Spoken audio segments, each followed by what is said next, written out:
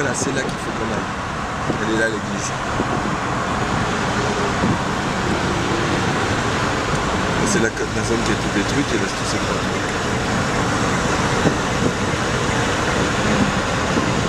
Les flics qui sont là, donc je prends la route directement. À droite.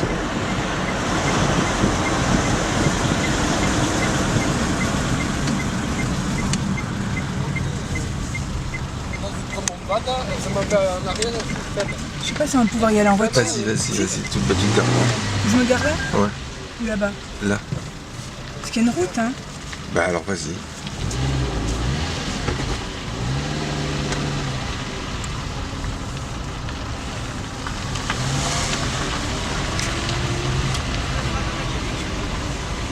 On va regarder aussi.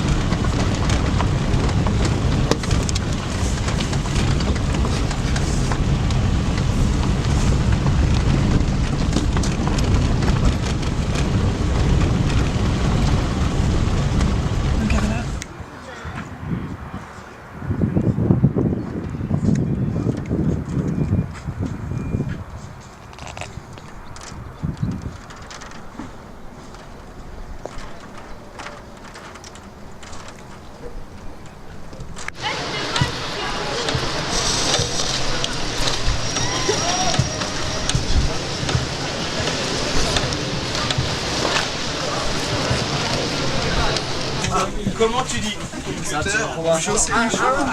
Yes, yes. You can use that for ask that. Comment tu dis computer?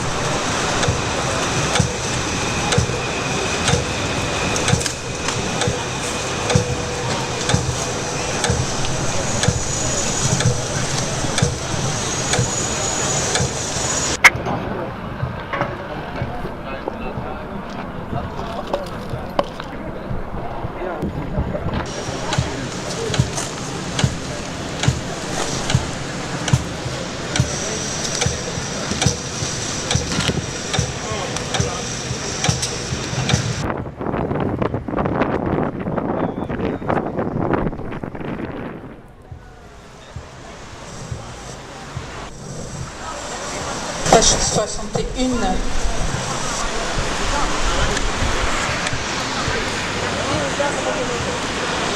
L'artiste n'est pas le seul à chercher sa demeure.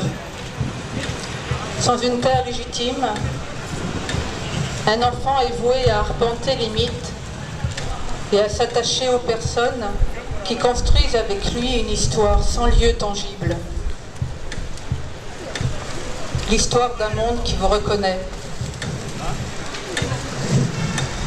Il arrive parfois, dans le désir d'intime proximité et fort, que l'on se sente pousser des racines. Mais pour ma part, jamais en pleine terre. D'attaches qui se délient en rêveries qui m'ont fait dériver,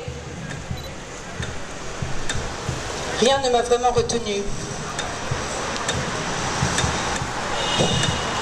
Je glisse encore, plus loin. Le monde est vaste. De glissade en glissade, combien sommes-nous à parcourir une terre qui rit de nos frontières et qu'aucune de nos cartes ne représentera jamais? Car cette terre-là n'a aucun intérêt stratégique. Elle ne se possède pas. Elle ne se vend pas. On ne peut pas la découper en parcelles. Elle n'existe qu'à condition de la faire exister. C'est un monde peuplé d'enfants abandonnés. Les apatrides se préparent avant de se présenter à ce monde qui n'est pas répertorié.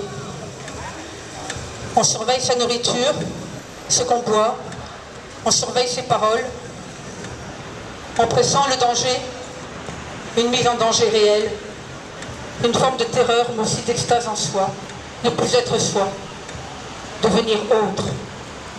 Enfin.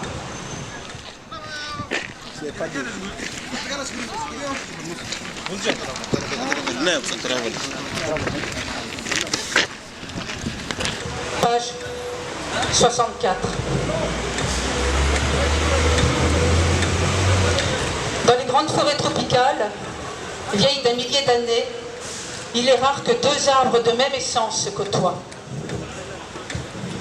Le vent, les oiseaux, les animaux transportent et dispersent les graines. J'aurais aimé m'enraciner moi-même, faire mon trou. Et cette impossibilité d'imaginer pouvoir visiter ma tombe rend, je ne sais pourquoi, mon existence plus vaine et ma mort plus effrayante.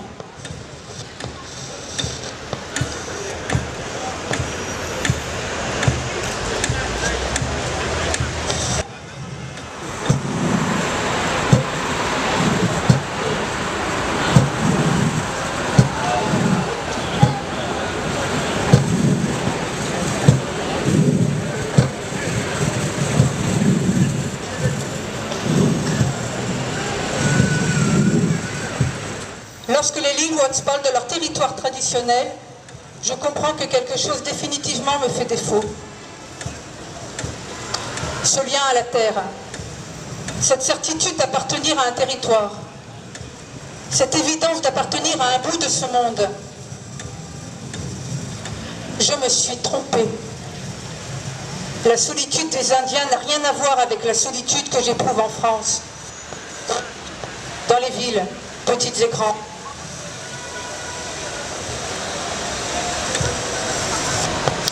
Car l'Indien est en lien avec le monde. La nature lui parle. Les animaux, les plantes, les éléments atmosphériques. Tandis que la solitude des villes nous isole et nous enferme en nous-mêmes.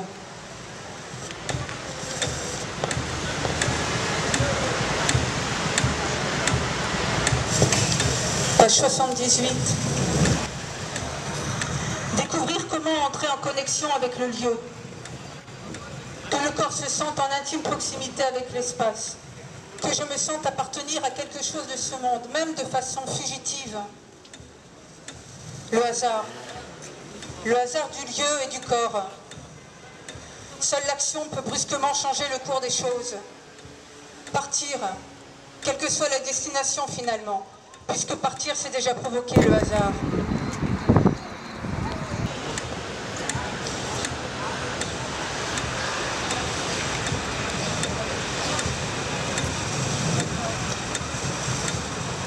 Page 84. Ce que je suis est mon corps cherchant à s'attacher à un lieu, comme mon grand-père à son village, comme les Lillois à la terre qu'il protège.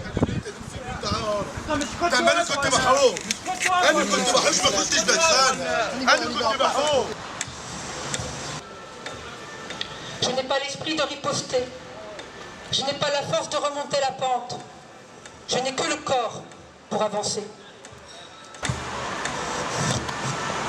Chant 3.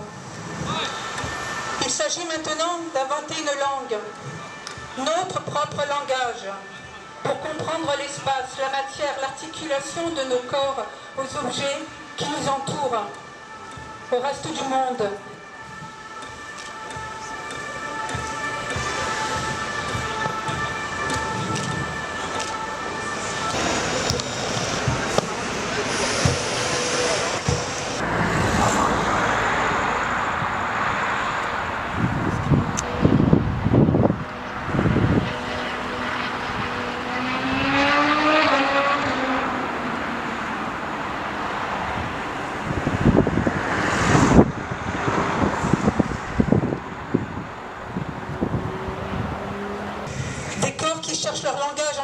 dépassant et en se dévisageant. Car c'est au contact de l'autre que nous trouvons la faille. La faille qui annonce l'heure de la séparation, de l'abandon, qui commence avec ce fond d'incompréhension incompressible, malgré cette coexistence. L'équilibre est précaire. Il ressort d'énergies contraires et de sentiments inconciliables. Le désir d'être saisi et de saisir, celui de séduire et d'être séduit, le besoin de présence et de sortir de là.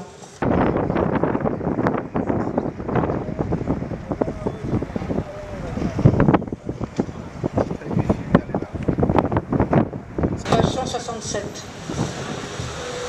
Faire circuler le fluide. Basculer de l'arrachement vers l'attachement.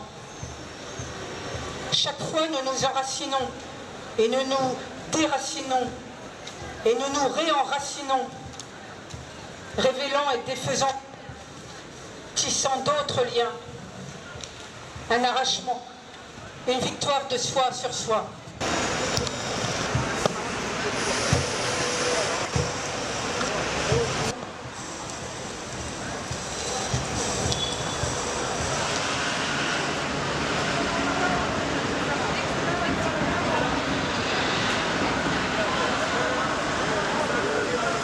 Il faut tout reprendre. Le mouvement démarre depuis les coudes, comme si je n'avais jamais eu d'avant-bras. Ça ne passera pas, ça ne passera pas. Rêve d'un corps qui bouge entre les articulations. Quelque chose me parcourt et je sens que je résiste encore. Ne plus faire bloc, de bloquer quoi. Les articulations, les épaules, le bassin. Je voudrais réapprendre à marcher. Un pied en avant, l'épaule en arrière, l'évidence du mouvement. J'essaye de sentir ce qui vient à ma rencontre. Les forces, les regards, le désir et la peur. Déborder mon histoire personnelle pour jouer l'histoire de la naissance du monde.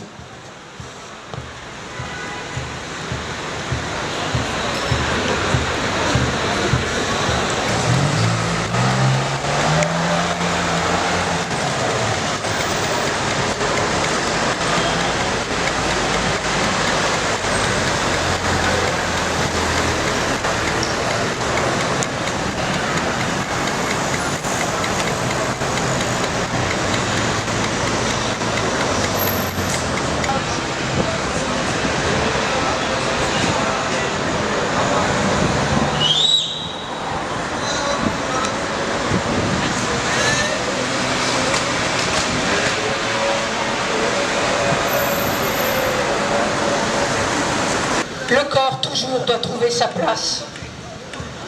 Et les différentes échelles de son implication dans le lieu. Je marche les yeux bandés, mon corps cherche son langage sous ton regard. J'avance comme un funambule sur un fil, dans le vent contraire, je vire de bord. Je cherche à prendre appui sur l'air pour progresser, ressentir ce qui m'entoure. L'air, les oiseaux, les voiliers, pour ne pas tomber à l'eau. Je perds toute notion de temps, de distance, de poids, pour n'être plus qu'une forme en mouvement.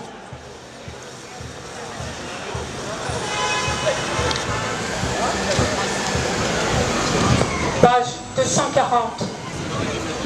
Pourtant, il suffit de comprendre que l'eau qu'on boit a déjà été bu.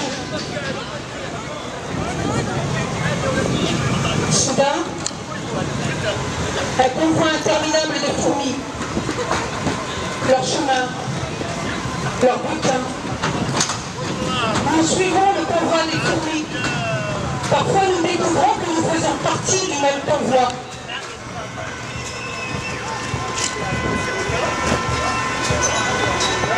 Page 246.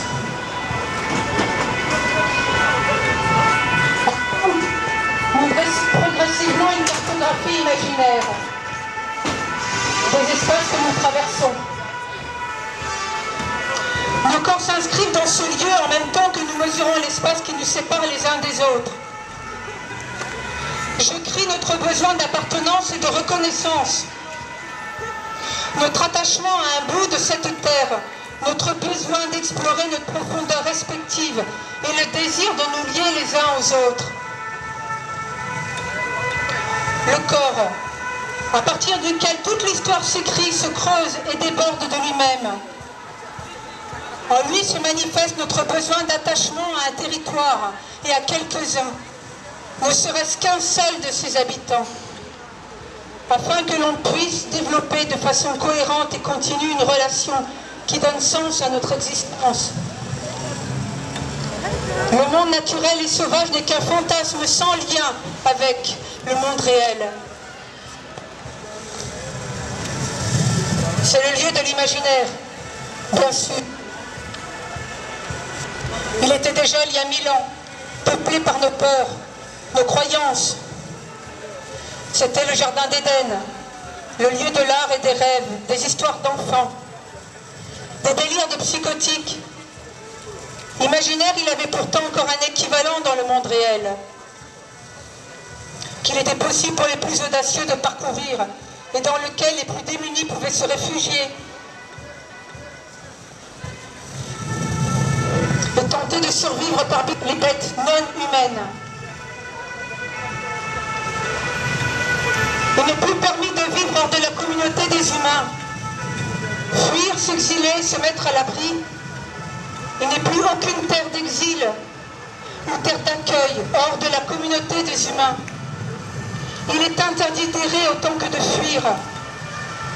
La loi assigne à résidence les plus démunis qui ont l'obligation de mourir de faim à l'endroit où sévit la famine. C'en est fini de la découverte de nouvelles terres.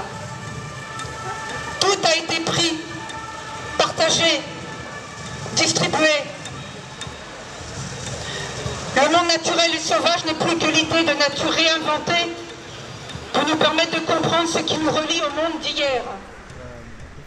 De deviner l'alliance sacrée de notre corps vivant avec la matière. Art, yeah, understand art. Film. Je dis qu'il est temps d'inventer une haute terre.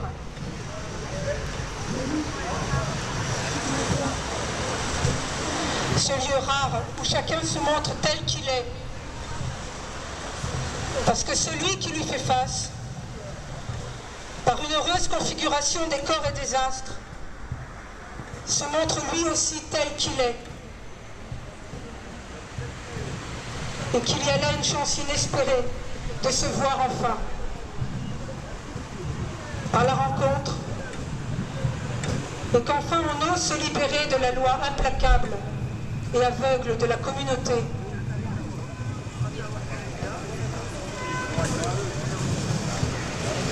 C'est la communauté de ceux qui n'ont ni communauté,